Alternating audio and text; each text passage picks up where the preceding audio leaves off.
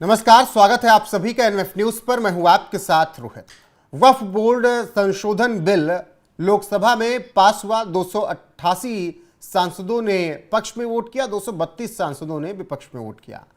लेकिन इससे बड़ी बात यह है कि जब 12 घंटे तक चर्चा चली तो इस 12 घंटे में 12 सेकंड भी वक्त नहीं मिला राहुल गांधी, जो कि नेता प्रतिपक्ष हैं और सबसे बड़ी पार्टी जो इंडिया गठबंधन की है उसका नेतृत्व एक तरीके से वो करते हैं, वो कुछ नहीं बोले। वायनाड, जहां से मुस्लिमों ने भर कर वोट दिया प्रियंका गांधी को उपचुनाव में जिताया, वहां के मुस्लिमों के लिए भी प्रियंका गांधी भी नहीं बोली। अब ऐसे में वरिष्ठ पत्रकार पंकज प्रसून है, उनसे यह समझने की कोशिश करेंगे कि जिन मुसलमानों ने जिताया उन मुसलमानों को जब ये लग रहा है, कुछ मौलवी मौलाना और राजनीतिक संगठन कह रहे हैं कि उनके खिलाफ जाति हो रही है, तब राहुल प्रियंका खामोश क्यों रह गए? पंकज जी, देखिए, खामोश तो रहे। अगर मान लिया कि लोकसभा में मौजूद नहीं रहते और तब अगर नहीं बोलते तो बता सकते थे कि मैं इस कार्य में व्यस्त था, उस कार्य में व्यस्त था। लोकसभा में मौजूद थे और इसके बावजूद नहीं बोला, ये ज्यादा महत्वपूर्ण है। और दूसरी बात कि बेहद कम समय के लिए आए और जिस वक्त विपक्ष के लोग यानी कांग्रेस के लोग बोल रहे थे, मैंने आपको तस्वीर भेजी है और मैं गुजारिश करूंगा दिखाइए कि वो क्या कर रहे थे उस वक्त राहुल गांधी लोकसभा के अंदर। यह देखना बहुत जरूरी है कि जब कांग्रेस का एक नेता बोल रहा है और तस्वीर में आप देखेंगे कि समाजवादी पार्टी के एक नेता खड़े हैं, उस वक्त राहुल गांधी क्या कर रहे हैं यह देखना जरूरी है। और राहुल गांधी नहीं बोले नेता प्रतिपक्ष के रूप में, वो भी समझ में आता है, लेकिन प्रियंका गांधी भी नहीं बोली जी। यानी ये कोई ऐसा नहीं था कि इत्तेफाक था, जानबूझकर प्रियंका गांधी या राहुल गांधी नहीं बोले। और नहीं क्यों बोले हैं मैं बताता हूं। यही थी कि नहीं बोलना चाहते थे वक्फ बिल पर। बिल्कुल, और क्यों नहीं बोलना चाहते थे मैं बताता हूं जी। जो केरला के कैथोलिक चर्च ने यह घोषणा की थी और तमाम दलों से और अपने देश भर में फैले संगठनों से यह घोषणा की थी, अपील की थी कि आप वक्फ संशोधन बिल का समर्थन करें, यानी मोदी सरकार का समर्थन करें। सारी क्रिश्चियन बिरादरी समर्थन करेगी, यह केरला कैथोलिक चर्च का ऐलान था।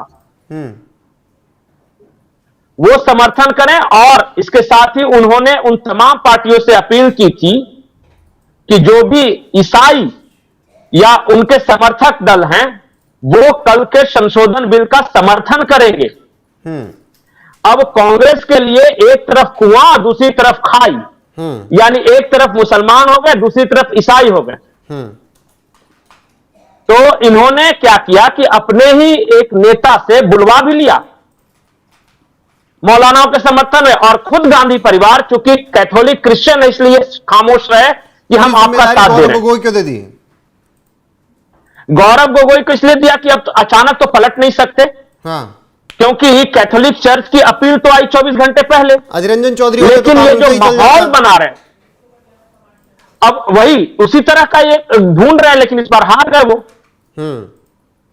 और इतना ही नहीं, अपने तो नहीं बोले, मैंने बता दिया है क्यों नहीं बोले, क्योंकि कैथोलिक चर्च ने अपील की थी। मणिपुर वाला इशू जिसको लेकर तमाम वितंडा खड़ा कर रहे थे, इतना माहौल बना रहे थे, और कल जब मणिपुर पे चर्चा होनी थी तो उस वक्त भी ये भाग गए चुपचाप। बिल्कुल मौजूद नहीं रहे, उस पर भी चर्चा करेंगे। लेकिन ये साबित करता है केवल कांग्रेस के बड़े नेता पंकज जी, जो दूसरी सबसे बड़ी पार्टी है समाजवादी पार्टी, अखिलेश यादव, जो कि हर दिन ट्वीट करते हैं मुसलमानों के लिए इफ्तार भी चले गए, सब कुछ चले गए, लेकिन जब बोलने के लिए खड़े हुए तो दुनिया जहां की बातें कर ली, ब्रह्मांड से लेकर धरती तक की बात कर ली, आसमान से लेकर। लेकिन वक्फ बिल पर तब बोले जब सभापति ने कहा कि सांसद महोदय वक्फ बिल पर भी बात कर लीजिए। नहीं, जब अखिलेश यादव खड़े हुए तो हमें लगा कि ये खुलकर समर्थन करेंगे, जो इस बिल के विरोध में कुछ बहुत तथ्यपूर्ण और तर्कपूर्ण बातें रखेंगे। उन्होंने अपना भाषण कैसे सुना? उन्होंने कुंभ पे, महाकुंभ पे बात की, उन्होंने राम मंदिर पे बात की, और तो और उन्होंने बीजेपी का राष्ट्रीय अध्यक्ष क्यों नहीं बन रहा इस पर भी बात की। और सभापति ने कहा कि आपके पास एक फिक्स समय दिया गया है, आप इस तरह का वक्त बर्बाद मत करें, जाया मत करें। जो मूल मुद्दा है यानी वक्फ बिल पे, इस पे भी कुछ बोले। तो उन्होंने, उनकी तैयारी थी नहीं या फिर वो बोलना नहीं चाहते थे। वो क्या किए कि इधर उधर की बातें करके कि कब्रिस्तान चला जाएगा और मुसलमानों के खिलाफ में, तो जनरलाइज्ड बातें, स्पेसिफिक वक्फ बिल में वो किस बात का विरोध कर रहे हैं, क्या है, ये सब बात नहीं की। वो मोटा मोटी जो ऊपर ऊपर बातें जो चुनावी रैलियों में की जाती है कि कब्रिस्तान चला जाएगा तो मस्जिदें बिक जाएगी, मुसलमानों के खिलाफ है बीजेपी, तो इसलिए कर नागरिकता चली जाएगी, छीन लेंगे, भगा देंगे। एग्जैक्टली, इसलिए मैं बोल रहा हूं। एक और महत्वपूर्ण बात है जो कि दर्शकों को जाननी चाहिए। जो 2 संशोधन हैं मौजूदा वक्फ बिल में, पहला संशोधन क्या है पता है? कि अब आदिवासियों की जमीन पर वक्फ दावा नहीं कर सकता। यह बहुत महत्वपूर्ण है जी। 11 करोड़ आदिवासी हैं और आदिवासी के किसी जमीन पर वक्फ दावा नहीं कर सकता, यह कल के संशोधन में है। और दूसरी बात यह है कि जो संरक्षित स्मारक हैं, जिन्हें आर्कियोलॉजिकल सर्वे ऑफ इंडिया ने अपने अंडर रख रखा है, उस पर अब वक्फ का कोई दावा नहीं रहेगा। इसका मतलब इस देश भर में करीब 200 ऐसी इमारतें हैं जिसपे वक्फ ने दावा कर रखा था। जैसे दिल्ली की अगर बात करें तो पुराना किला हो गया, कुतुब मीनार हो गया, सफदरजंग का मकबरा हो गया, हुमायूं का मकबरा हो गया। इस तरह अगर कर्नाटक में बात करें जहां कांग्रेस की सरकार है, वहां पे टीपू सुल्तान का मकबरा हो गया, औरंगजेब की बीबी का कब्र हो गया, गुलबर्गा जिले में जो मकबरा है वो, इन सब पे वक्फ दावा नहीं कर सकता। और राज की बात यह है कि कर्नाटक सरकार समर्थन में थी कि नहीं दावा करना चाहिए। तो इसलिए मैं कह रहा हूं कि अंदर की बात समझिए। देखिए, ऊपर ऊपर कुछ बोला जाता है वो अलग बात है। आदिवासियों की जमीन पर ये दावा नहीं कर सकते, तो अंदर ही अंदर कांग्रेस के अंदर जो आदिवासी नेता हैं और आदिवासी इलाकों में जो क्रिश्चियन मिशनरियां हैं, वो तो संशोधन के समर्थन में खड़ी थी जी। बिल्कुल, कांग्रेस का जो बेस है वो समर्थन में खड़ा था, और ऊपर ऊपर बोलना चाह रहे थे कि अब क्या करें, समर्थन तो कर नहीं सकते क्योंकि बीजेपी ने लाया था। बिल्कुल, एक ये भी तथ्य चल रहा है, उस पर चर्चा करेंगे। उस तस्वीर का जिक्र कर लेते हैं जिस तस्वीर के बारे में हम बात कर रहे थे। वो तस्वीर दिखाइएगा कि किस तरीके से इसी तस्वीर की बात कर रहे थे। ये उसी के दौरान है जब वो बिल पर चर्चा हो रही थी। मैं आपको एक इंपॉर्टेंट बात बताता हूं। ये जो बोलने के लिए खड़े हुए नेता, ये है गौरव गोगोई। गौरव गोगोई खड़ा है, बोल रहे हैं, और पहला भाषण गौरव गोगोई ने दिया कांग्रेस की ओर से। मतलब ऐसा नहीं कि बहुत ज्यादा बोर हो गए थे या बहुत लंबा वक्त हो गया था इसलिए ध्यान भटक गया हो। पीछे देखिएगा तस्वीर में समाजवादी पार्टी का एक नेता खड़ा है, काले जैकेट और सर पे लाल टोपी से आप समझ सकते हैं। उस वक्त राहुल गांधी का पोजीशन देखिए। इसका मतलब यह है कि ही वॉज डिसइंटरेस्टेड, उसको पड़ी नहीं थी कि मैं बहुत विरोध करूं।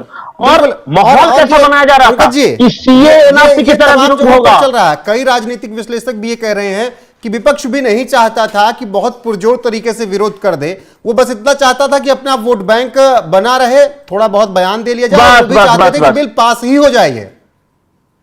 एग्जैक्टली यही बात मैं समझाने की कोशिश कर रहा था कि अगर कोई ये समझ नहीं, ओवैसी या फिर जो मुस्लिम सांसद थे या बर्क वगैरह थे, उनको छोड़ दिया जाए, तो कहीं ना कहीं समाजवादी पार्टी हो या कांग्रेस हो, इवन कम्युनिस्ट पार्टियों के साथ भी यही संकट था। केरला में कैथोलिक चर्च ने ऐलान कर रखा था लालू यादव को तो संशोधन के पक्ष में। अब बिल्कुल देखिए, अब मतलब कि निरुत्तर मतलब हो गया कि अब ये करे तो क्या करे। और अंदर ही अंदर इसलिए बड़ा शांतिपूर्ण और प्रेम पूर्वक ये बिल पास हुआ है। कोई हंगामा नहीं, कोई कुछ नहीं।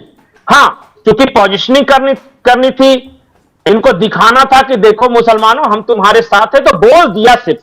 लेकिन अंदर अंदर वैसा विरोध नहीं किया। अरे इससे ज्यादा विरोध हमने कब कब देखा है पता है? जब तेलंगाना और आंध्र प्रदेश का बंटवारा हो रहा था तो मिर्च स्प्रे छिड़का गया था इसी संसद भवन के अंदर। जब सीए एनआरसी का था तब देखते विरोध। या इवेन हमने देखा है कि लोकपाल, जब अन्ना हजारे का आंदोलन था तो कैसा विरोध था लोकपाल। लेकिन देखिए, कल बहुत ही सौहार्दपूर्ण माहौल में, हंसी खुशी वाले वातावरण में, मजाक कर रहे एक दूसरे के साथ, जब अमित शाह जी ने खड़े होकर कहा कि हमारे राष्ट्रीय अध्यक्ष की चिंता मत कीजिए, मैं आपको बोलता हूं कि 25 साल तक आप ही राष्ट्रीय अध्यक्ष रहेंगे, तो उस वक्त अखिलेश यादव की खिलखिलाहट देखिए।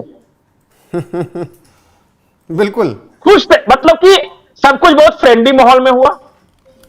और मैं आज भी बोल रहा हूं, अभी राज्यसभा में है, देखिएगा राज्यसभा में जिस तरह इन लोग उम्मीद या माहौल बना रहे थे कि सीए एनआरसी की तरफ विरोध करेंगे, वहां बिल पे ऐसा कुछ दिखाई दिया? कहीं कुछ नहीं। सड़कों पे नहीं थे कार्यकर्ता उतरे, न संसद में ये तीव्र विरोध था, सब बहुत बढ़िया वातावरण में हुआ। इसका मतलब यह है कि देश के मुसलमानों को समझना चाहिए कि असली बात क्या है। ये असली बात यह है कि जेपीसी में ज्वाइंट पार्लियामेंट्री कमेटी में सभी दलों के लोग थे, लेकिन जब जेपीसी की बैठक खत्म होती है तो सब हंसी मजाक कर रहे हैं। उसी वक्त समझ जाना चाहिए था। अब संसद में भी वही हुआ, लेकिन इसका ओवैसी मतलब तो आकर बिल फाड़ रहे हैं इसका ना, अभी मतलब भी कि विपक्ष, ओवैसी तो ही बिल फाड़ अरे रहे हैं। ओवैसी बेचारे अकेले क्या करें। ओवैसी को भी तो अपना पोजिशनिंग करना था ना कि हम मुसलमानों की पार्टी है, देखो हमने विरोध किया। लेकिन कल पूरे दिन में ओवैसी का फुटेज निकालिए, कहीं भी चेहरे पर तनाव नहीं दिखेगा आपको। चाहे कोई भी भाषण दे रहा हो, आराम से हंस रहे हैं, मुस्कुरा रहे हैं सब। ये जो भी कुछ हुआ है आपसी अंडरस्टैंडिंग का हुआ है कि बीजेपी तुम भी अपना कर लो और हम भी अपने वोटरों को बता देंगे जो होना है। प्रियंका और राहुल बोले तो नहीं, प्रियंका राहुल बोले तो नहीं वक्त पर, लेकिन आज की जो तस्वीरें आ रही हैं, जब राज्यसभा का सेशन शुरू हो रहा है, राहुल गांधी भी गए लोकसभा, तो एक तरफ इमरान प्रतापगढ़ी, एक तरफ इमरान मसूद, और कांग्रेस का आईटी सेल, कांग्रेस के समर्थक कह रहे हैं कि देखिए मुसलमानों के साथ कांग्रेस हमेशा खड़ी थी, खड़ी है, खड़ी रही। एक तरफ इमरान प्रतापगढ़ी, एक तरफ इमरान मसूद, और बीच में राहुल गांधी चल रहे हैं, जननायक। बिल्कुल, यही तो मैं बोल रहा हूं, पोजिशनिंग। वो चाहते तो कांग्रेस का कोई हिंदू सांसद को भी खड़ा कर सकते थे, लेकिन जानबूझ के इमरान प्रतापगढ़ या इमरान मसूद को खड़ा किया है कि भैया मुसलमानों का मैटर है, इन दोनों को हमने छोड़ रखा है, इन दोनों ये दोनों देख लेंगे। वह बिल पर बोला नहीं इस तरीके से मैनेज कर लिया जाए। हाँ, यही बात है ना कि पोजिशनिंग वो दिखा रहे हैं मुसलमानों को कि हम आपके साथ हैं, लेकिन दरअसल ये भी जानते हैं कि हम साथ नहीं हैं। अंदर अंदर हम मोदी सरकार का कहीं ना कहीं सहयोग कर रहे हैं। अब भाई कैथोलिक चर्च की बात है, क्रिश्चियन मिशनरीज की बात है, तो मुसलमान ये भी सोच सकते हैं कि भाई क्रिश्चियनिटी पहले है उनके लिए, आपका नंबर बाद में आता है। ठीक जी पंकज जी, इसलिए मैं बोलता हूं कि ठीक है, ये परिवार क्या है पहले ये सोचिए, बिल्कुल, फिलहाल समझिए और कैथोलिक चर्च की अपील समझिए। ठीक है पंकज जी, फिलहाल मुसलमानों को सोच टीएमसी को, अच्छा बताइए एक सेकंड, टीएमसी को विरोध करना होता तो वो महुआ मित्रा नाम है ना उनका, उनको खड़ा कर, बढ़िया बोलती है। अच्छा, सब आधे से ज्यादा तो अंग्रेजी में बोल रहे थे ताकि मेरी बात जनता समझ फायर ब्रांड बोलने वाले जितने थे वो सब खामोश बैठे थे, उन सबको बहुत कम मौका मिलता तो उन्हें कहा गया कि आज तुम्हारा मौका, तुम बोलो। बिल्कुल बिल्कुल बिल्कुल, यही बात है, अभी आप समझे। इसलिए मैं बार बार बोल रहा हूं कि इस देश के मुसलमानों को समझना चाहिए कि उनको कैसे बेवकूफ बनाया जाता है। आपके सेंटिमेंट्स को भड़का दिया, भावनाएं भड़का दी, और अंदर अंदर देखिए क्या चल रहा है। ठीक है, ये विरोध के लिए विरोध था, वास्तविक विरोध नहीं था ये। ठीक है पंकज जी, एक भी नेता बताइए टू दी पॉइंट बोला हो, टू दी पॉइंट बोला हो कि सब घुमा फिरा के बोल रहे थे। एक अगर ओवैसी को छोड़ दी तो सब घुमा फिरा के बोल रहे। ओवैसी कट टू क्लियर थे, वक्फ बोर्ड को लेकर, वक्फ बोर्ड बात की, बिल फाड़ दिया, उन्होंने कहा संवैधानिक है, उसका जवाब फिर दिया गया जगदम्बिका पाल की तरफ से। अमित शाह ने कहा सबको मानना पड़ेगा, यह संसद का कानून है, देश की संसद का। उनके अलावा सब घुमा फिरा के कोई महाकुंभ की बात, कोई अध्यक्ष की बात, कोई साण की बात कर रहा था, कोई किस चीज की बात कर रहा था, वह बिल पर ही नहीं बोल रहे। अच्छा, एक बात और बताओ ना, आप लालू यादव की पार्टी की बात कर रहे थे। लालू यादव की पार्टी के जो संसदीय दल के नेता हैं, कौन है पता है? सुरेंद्र प्रसाद यादव।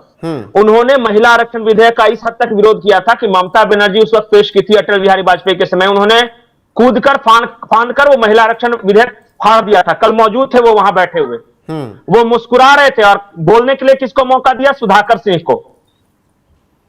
जी बिल्कुल, और तमाम चीजें हुई। ठीक है पंकज जी, बहुत चीजें हुई, सारी बात सोचना होगा अगर बारीकी से देखेंगे कहीं ना। जी पंकज जी, बारीकी से देखेंगे, समझेंगे तो इस देश के मुसलमानों को यह समझना चाहिए कि कौन उन्हें बेवकूफ बना रहा है और कौन वाकई उनके साथ है, अगर समझदार है तो। और अगर नैरेटिव में फंसना है तो नारे लगाते रहिए, फिर देखिए यही होता रहेगा। ठीक है, कहीं ना कहीं एक तरीके से अंदर ही अंदर राहुल और प्रियंका ने मोदी सरकार का समर्थन ही कर दिया। वह बिल पर वो बोले नहीं कुछ, अगर बोलते तो माहौल थोड़ा और बनता, चर्चाएं और होती, लेकिन दोनों खामोश रहे।